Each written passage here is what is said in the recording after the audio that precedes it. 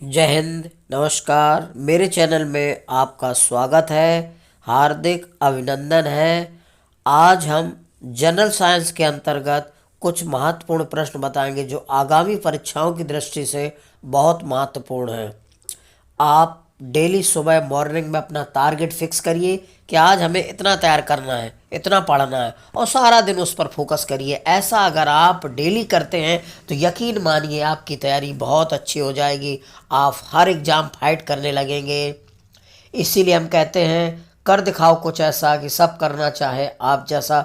जब तक आपको लक्ष्य मिल नहीं जाता तब तक आप अपने लक्ष्य पर डटे रहिए, संघर्ष करते रहिए, लड़ते रहिए, खड़े रहिए मैदान जंग पर एक वृक्ष की तरह अटल। अपने सिर्फ लक्ष्य पर फोकस करिए। अब देखिए पहला प्रश्न। ध्वनि का वेग अधिकतम होता है निर्वात में, वायु में, जल में, इस्पात में। तो ध्वनि का वेग अधिक होता है इस्पात में। ध्यान रखना, ध्वनि का वेग अधिकतम किस में होता है? इस्पात में। ध्वनि का वेग ठोस, द्रव और गैस सबसे ज़्यादा होता है ठोस में, फिर द्रव में, फिर गैस में। ध्वनि के वेग सबसे ज़्यादा किस में होता है? ठोस। तो ठोस स्टील है, इसलिए सबसे अधिक हो जाएगा इस्पात में। इस ठोस के बाद द्रव में होता है, द्रव के बाद गैस में होता है। तो ध्वनि का वेग सबसे अधिक पूछा जाए तो ठोस में, और सबसे कम पूछा जाए तो गैस में बताएंगे। इसका चौथा विकल्प डी विकल्प सही हो जाएगा।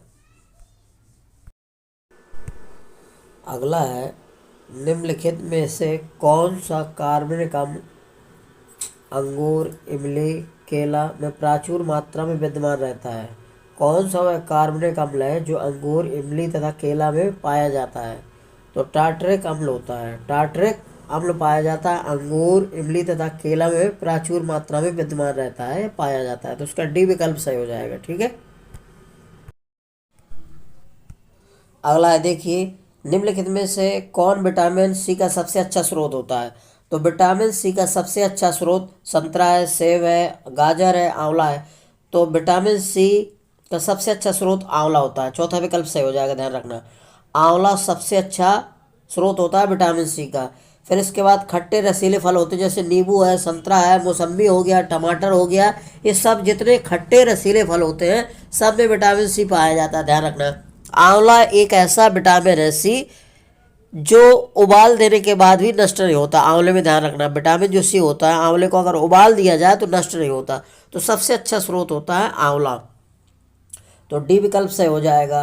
अब विटामिन सी का रासायनिक नाम होता है स्कारबिक अम्ल। विटामिन सी का रासायनिक नाम क्या होता है? स्कारबिक अम्ल। और विटामिन सी की कमी से होता है स्कर्वी रोग। क्या होता है? स्कर्वी रोग। ध्यान रखिएगा, क्या होता है? स्कर्वी रोग। विटामिन सी की कमी से क्या होता है? स्कर्वी रोग होता है, ध्यान रखिए। और विटामिन सी जो जल में घुलनशील होता है, जल में घुलनशील विटामिन कौन होते हैं? बी और सी होते हैं। जल में घुलनशील विटामिन कौन से होते हैं? बी और सी होते हैं, ध्यान रखना। तो विटामिन सी का रासायनिक नाम होता है स्कारबिक अम्ल, और विटामिन सी की कमी से होता है स्कर्वी नामक रोग होता है। विटामिन सी जल में घुलनशील होता है, तो सबसे ज़्यादा विटामिन किस में पाया जाता है? आंवले में। अगला है, ग्रेफीन होती है, यानी ग्रेफीन होता क्या है? तो ये कार्बन का नैनो प्रतिरूप होता है, ध्यान रखना। ग्रेफीन होता है क्या? कार्बन का नैनो प्रतिरूप। तो बी विकल्प सही हो जाएगा, इसका ध्यान रखिएगा। अगला है, निम्नलिखित में से किसका वेग अधिकतम होता है? कास्मिक किरण का, प्रकाश का, इलेक्ट्रॉन का, पराध्वनिक तरंग का। तो ध्यान रखिएगा, इन चारों में से प्रकाश का वेग अधिकतम होता है। निर्वा प्रकाश का वेग निर्वात में भी चल सकता है। तो निर्वात में प्रकाश का वेग कितना होता है? 3 × 10⁸ मीटर प्रति सेकंड होता है, ध्यान रखना। 3 × 10 मीटर प्रति सेकंड होता है। तो इन चारों में से प्रकाश का वेग सबसे अधिकतम होता है, ध्यान रखना। ठीक है। प्रकाश का वेग कायम चल सकता है, निर्वात में गमन कर सकता है। तो प्रकाश की चाल सबसे अधिक होती है, ध्यान रखना। प्रकाश एक सीधी रेखा में गमन करता है, और प्रकाश निर्वात में से होकर गुजर सकता है, ध्यान रखिएगा। ठीक है। तो इसका कौन सा विकल्प सही हो जाएगा? बी। अगला है, निम्नलिखित तत्वों में कौन अर्धचालक है? एल्युमिनियम है, सिलिकॉन है, चांदी है, सीसा है। तो अर्धचालक ऐसे पदार्थ होते हैं जिनकी चालकता चालक और अचालक के बीच होती है वो अर्धचालक कहलाते हैं। जैसे आपका सिलिकॉन हो गया, सिलिकॉन, जर्मेनियम, कौन सा हो गया, जर्मेनियम। तो सिलिकॉन, जर्मेनियम ये क्या होते हैं, अर्धचालक होते हैं। तो इसमें जर्मेनियम दिया नहीं, सिलिकॉन दिया, तो ये बी विकल्प सही हो जाएगा। अर्धचालक कौन है, सिलिकॉन। ध्यान रखना, अर्धचालक जर्मेनियम और सिलिकॉन होते हैं। जर्मेनियम और सिलिकॉन ये अर्धचालक होते हैं। ठीक। अगला है डीएनए की द्विकुंडलिनी संरचना किसके द्वारा दी गई थी। डीएनए की द्विकुंडलिनी संरचना किसके द्वारा दी गई थी, तो वाटसन तथा क्रिक के द्वारा दी गई थी। वाटसन और क्रिक ने द्विकुंडली संरचना के बारे में बताया था और संरचना बनाई थी। ध्यान रखना, डीएनए की द्विकुंडली संरचना किसके द्वारा बनाई गई थी, वाटसन और क्रिक। तो बी विकल्प सही हो जाएगा, वाटसन तथा क्रिक ने। अगला है मोबाइल चार्जर होता है। मोबाइल चार्जर क्या का बना होता है, तो मोबाइल चार्जर जो होता है एक अपचयी ट्रांसफार्मर होता है। ध्यान रखना, मोबाइल चार्जर क्या होता है, एक अपचयी ट्रांसफार्मर का बना होता है। मोबाइल चार्जर में अपचयी ट्रांसफार्मर लगा होता है जिसका काम होता है वोल्टेज को कम करना। ठीक है, तो मोबाइल चार्जर में एक अपचयी ट्रांसफार्मर लगा होता है जो वोल्टेज को कम करता है। तो अपचयी ट्रांसफार्मर का काम का होता है वोल्टेज को कम करना। तो जो मोबाइल चार्ज करने वाले चार्जर होते हैं उसमें एक अपचयी ट्रांसफार्मर लगा होता है जिसका काम होता है वोल्टेज को कम करना। तो इसका चौथा विकल्प यानी डी विकल्प सही हो जाएगा। अगला है एक कटा हुआ हीरा जगमगाहट के साथ चमकता है, क्यों।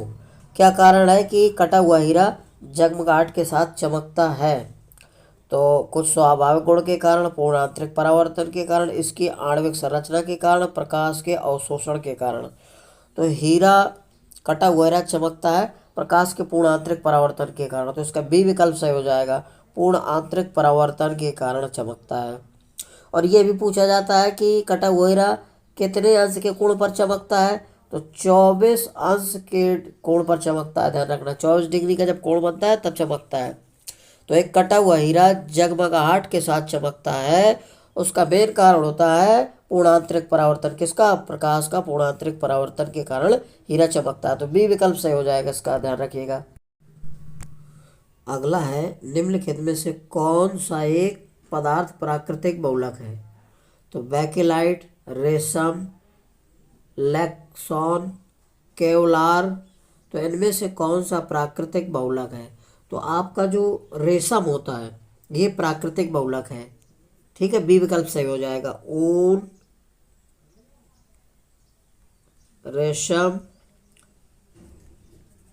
सेलुलोज, ये सभी, और चमड़ा, ये सब प्राकृतिक बहुलक हैं। ऊन है, रेशम है, सेलुलोज है, चमड़ा है, ये सभी प्राकृतिक बहुलक है। तो इसका बी विकल्प सही हो जाएगा, ध्यान रखना। अगला है एलपीजी सिलेंडर के रिसाव से उत्पन्न दुर्गंध निम्नलिखित में से किसकी होती है। तो जो एलपीजी गैस होती है, खाना बनाने वाली गैस, उसमें जब गैस रिसाव होता है, गैस निकलने लगती है, तो उसकी पहचान करने के लिए उसमें क्या मिलाते हैं, एथाइल मरकैप्टन मिलाया जाता है। ध्यान रखना, डी विकल्प सही हो जाएगा, एथाइल मरकैप्टन मिलाया जाता है। तो एलपीजी का पूरा नाम क्या होता है, लिक्विड पेट्रोलियम गैस, या इसी को बोला जाता है तरलीकृत पेट्रोलियम गैस। और इसमें किसका मिश्रण होता है, तो इसमें ब्यूटेन और प्रोपेन का मिश्रण होता है। किसका, ब्यूटेन और प्रोपेन का मिश्रण होता है। ध्यान रखना, हमेशा पूछा जाता है कि जो खाना बनाने वाली गैस होती है उसमें किसकी मात्रा ज़्यादा होती है, तो ब्यूटेन की होती है। किसकी, ब्यूटेन। तो ब्यूटेन और प्रोपेन का क्या होता है, मिश्रण होता है, प्रोपेन।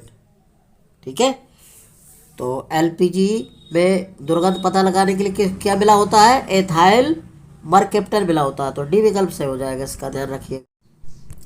अगला है निम्नलिखित में से किस जंतु में खुर नहीं पाए जाते। निम्नलिखित में से किस जंतु में खुर नहीं पाए जाते, हिरण, गीदड़, घोड़ा, जेब्रा।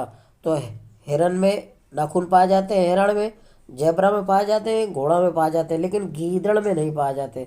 गीदड़ के पैर गद्दीदार और नाखून युक्त होते हैं। तो ध्यान रखना, इसमें खुर नहीं पाए जाते, इसमें गीदड़ में नाखून पाए जाते हैं। ये कुत्ता प्रजाति का होता है, ध्यान रखना। गीदड़ क्या होता है? कुत्ता प्रजाति का होता है। गीदड़ों के पैर नाखून युक्त गद्दीदार होते हैं, ध्यान रखना। तो इसका बी विकल्प सही हो जाएगा। कौन सा? बी विकल्प सही हो जाएगा। अगला है फलों के मीठे स्वाद का कारण क्या होता है? तो फलों में फ्रक्टोज पाया जाता है। क्या पाया जाता है? फ्रक्टोज। फ्रक्टोज के कारण फल मीठे होते हैं, तो इन्हें फल शर्करा भी कहा जाता है। फलों के मीठे स्वाद का कारण क्या होता है? फ्रक्टोज। फ्रक्टोज को फल शर्करा भी कहा जाता है, तो इसका डी विकल्प सही हो जाएगा, ध्यान रखना। अगला कह रहा है निम्नलिखित में से कौन सा युग्म सही सुमेलित नहीं है? एक तरफ हार्मोन के नाम दिए, दूसरी तरफ कार्य दिया उनका हार्मोन का। तो देखिए, पहला हार्मोन से इंसुलिन। इंसुलिन रक्त शर्करा का नियंत्रण करता है, बिल्कुल सही है। इंसुलिन जो है शरीर में जो ब्लड होता है उसमें रक्त शर्करा को क्या करता है? कंट्रोल करता है, ठीक है, नियंत्रण करता है। अगला है मेलाटोनिन। ये निद्रा का नियंत्रण करता है, ये भी बिल्कुल सही है। मेलाटोनिन का काम होता है निद्रा का नियंत्रण करना, निद्रा का मतलब होता है नींद को नियंत्रण करना। अगला है ऑक्सीटोसिन। ऑक्सीटोसिन का काम क्या होता है? ऑक्सीटोसिन पाया जाता है स्तन ग्रंथि से दुग्ध का निस्सरण से, ध्यान रखना। ऑक्सीटोसिन स्तन ग्रंथि से दुग्ध का निस्सरण करता है, यानी कि जो पशु होते हैं जो दूध नहीं देते हैं तो उनके ऑक्सीटोसिन इंजेक्शन लगाया जाता है। ऑक्सीटोसिन का इंजेक्शन लगाया जाता है स्तन ग्रंथि से दूध का, ये भी सही है, स्तन ग्रंथि से दुग्ध का निस्सरण के लिए लगाया जाता है। ऑक्सीटोसिन का इंजेक्शन आता है, जो दुधारू जानवर होते हैं उनके लगाया जाता है दूध निकालने के लिए, ऑक्सीटोसिन का, ध्यान रखना। अगला है गैस्ट्रेन, रक्तचाप का नियमन। तो गैस्ट्रेन ये जो है रक्तचाप का नियमन नहीं करता है, यह एक पेप्टाइड हार्मोन होता है। गैस्ट्रेन एक पेप्टाइड हार्मोन होता है जो अमाशय की कोशिकाओं द्वारा स्रावित होता है, ध्यान रखना। तो गैस्ट्रेन क्या होता है? एक पेप्टाइड हार्मोन होता है। कौन? पेप्टाइड हार्मोन होता है जो अमाशय की कोशिकाओं द्वारा स्रावित होता है। तो इसका कौन सा? डी विकल्प सही हो जाएगा, ध्यान रखिएगा। अगला है सुई चुभाने पर निम्नलिखित अंगों में कौन सा दर्द महसूस नहीं करेगा? त्वचा, मस्तिष्क, हृदय और नेत्र। तो मस्तिष्क एक ऐसा भाग है जिसमें अगर सुई चुभो दी जाए तो वह दर्द महसूस नहीं करेगा, उसमें दर्द का अनुभव नहीं होता। तो बी विकल्प सही हो जाएगा, क्योंकि मस्तिष्क में दर्द ग्राहिकाओं का अभाव होता है, क्योंकि मस्तिष्क में दर्द ग्राहिकाएं नहीं पाई जाती, इसलिए वहाँ दर्द का अनुभव नहीं होता। तो हमारा बी विकल्प सही हो जाएगा। कौन सा? मस्तिष्क हो जाएगा सही। अगला है निम्नलिखित में से किसका मस्तिष्क उसके शरीर के अनुपात में सबसे बड़ा होता है? तो चींटी का मस्तिष्क शरीर के अनुपात में सबसे बड़ा होता है, ध्यान रखना। तो पहला विकल्प सही हो जाएगा, मस्तिष्क उसके शरीर के अनुपात में सबसे बड़ा होता है। किसका? चींटी का। चींटी का मस्तिष्क बड़ा होता है शरीर के अनुपात में, तो इसका पहला विकल्प सही हो जाएगा, ध्यान रखिएगा, ठीक है। अगला है निम्नलिखित में से कौन सा आनुवंशिक रोग नहीं है? रतौंधी, रंजकहीनता, हीमोफीलिया, वर्धनता। तो रतौंधी जो है आनुवंशिक रोग नहीं है, इसका पहला विकल्प सही हो जाएगा, क्योंकि ये विटामिन की कमी से होता है, ठीक है, ये विटामिन ए की कमी से होता है। और रंजकहीनता जो है ये एक आनुवंशिक रोग है, इसमें त्वचा, बालों तथा आँखों में मेलानिन नामक रंजक आंशिक या पूर्ण रूप से अनुपस्थित होता है, जिसके कारण हो जाता है ये रोग, ठीक है। वर्धनता की कमी से मनुष्य लाल और हरे रंग की पहचान नहीं कर पाता। यदि वर्धनता की बीमारी है आँखों से संबंधित होता है तो वो लाल और हरे रंग की पहचान नहीं कर पाता, यानी कि विभेद नहीं कर पाता। हीमोफीलिया क्या होता है? यदि कोई धारदार औजार जैसे चाकू वगैरह लग जाता है कहीं तो ब्लड का बहना बंद नहीं होता, तो जब ब्लड का बंद होना नहीं बंद होता तो वो हीमोफीलिया नामक रोग से होता है, ठीक है। जब कोई औजार लगता है तो ब्लड बहता रहता है लगातार, तो उसका बहने का कारण होता है हीमोफीलिया, ठीक है। तो हमारा रतौंधी जो है विकल्प ए सही हो जाएगा, ये आनुवंशिक रोग नहीं है, ध्यान रखिएगा। अगला है निम्नलिखित में से कौन सा युग्म सही सुमेलित नहीं है? तो विटामिन 12 प्रति आरकता कारक है, कहते हैं बिल्कुल सही है। विटामिन 12 को प्रति आरकता कारक कहा जाता है। विटामिन सी प्रति स्कर्वी कारक कहा जाता है, विटामिन सी को प्रति स्कर्वी कारक कहा जाता है। विटामिन डी बंधारोधी कारक ये नहीं कहा जाता, विटामिन ई को कहा जाता है बंधारोधी कारक। ठीक है। विटामिन डी का रासायनिक नाम होता है कैल्सीफेरॉल। विटामिन डी का रासायनिक नाम क्या होता है? कैल्सीफेरॉल। ठीक है। अगला विटामिन के। विटामिन के को प्रति रक्तस्रावी कारक कहा जाता है, ये सही है। विटामिन के को प्रति रक्तस्रावी कारक कहा जाता है, ये सही है। तो ये विटामिन हमारा डी जो है बंधारोधी नहीं, विटामिन ई होता है। विटामिन ई को बंधारोधी कारक कहा जाता है। तो सी विकल्प सुमेलित नहीं है, सी गलत हो जाएगा इसका, यानी सुमेलित नहीं है। ठीक है, ये ध्यान रखना। तो सी विकल्प सही हो जाएगा इसका। अगला प्रश्न है, सूची 1 को सूची 2 को सुमेल कीजिए और सूचियों के नीचे दिए गए कोड की सहायता से सही मिलान करिए। सूची 1 में उत्पाद दिया गया है, सूची 2 में स्रोत दिया गया है। तो अफीम किससे प्राप्त होती है? तो अफीम को क्या बोलते हैं? अफीम में क्या है? फल है। तो एक का तीसरा हो जाएगा। हींग क्या है? एक जड़ है, ध्यान रखना। कोरैन क्या है? एक छाल है। रबर क्या है? तना है, ध्यान रखना। तो अफीम फल है, हींग जड़ है, कोरैन छाल है, रबर क्या है? रबर एक तना है। तो पहले का तीसरा, इसका कौन सा विकल्प सही हो जाएगा? बी विकल्प सही हो जाएगा, ध्यान रखना। अफीम एक फल है, हींग जड़ है, रबर तना है, कोरैन एक छाल है। तो इसका बी विकल्प सही हो जाएगा। ठीक है, ध्यान रखिएगा। अगला है, आयोडीन की कमी से कौन सा रोग होता है? तो आयोडीन की कमी से घेंगा रोग होता है। आयोडीन की कमी से कौन सा रोग होता है? घेंगा रोग होता है। होता क्या है? थायराइड हार्मोन्स के उत्पादन के लिए आयोडीन नामक तत्व आवश्यक होता है। तो जब शरीर में आयोडीन तत्व की कमी हो जाती है, तो आयोडीन तत्व की कमी हो जाने के कारण थायराइड ग्रंथि बढ़ जाती है। जब थायराइड ग्रंथि बढ़ जाती है तो घेंगा रोग हो जाता है। थायराइड ग्रंथि का बढ़ना ही क्या होता है? घेंगा रोग होता है। तो इसका सी विकल्प सही हो जाएगा, ध्यान रखिएगा। अगला है, पित्ताशय में उपस्थित पत्थर निम्नलिखित में से किसका पाचन प्रभावित करता है? तो ये वसा का पाचन प्रभावित करता है। ठीक है, बी विकल्प सही हो जाएगा। होता क्या है कि जो लीवर होता है, यकृत, उससे पित्तरस निकलता है। पित्तरस पित्ताशय की थैली में क्या होता है? जमा होता रहता है। और तो संघनन के कारण क्या होता है? पित्तरस जो पत्थर का रूप ले लेता है, जिसे पथरी कहते हैं। तो ये पथरी ही वसा के पाचन को रोकती है। तो इसका बी विकल्प सही हो जाएगा, ध्यान रखिएगा। यदि मेरा वीडियो आपको अच्छा लग रहा है तो मेरे वीडियो को लाइक और सब्सक्राइब अवश्य करिए। जय हिंद साथियों।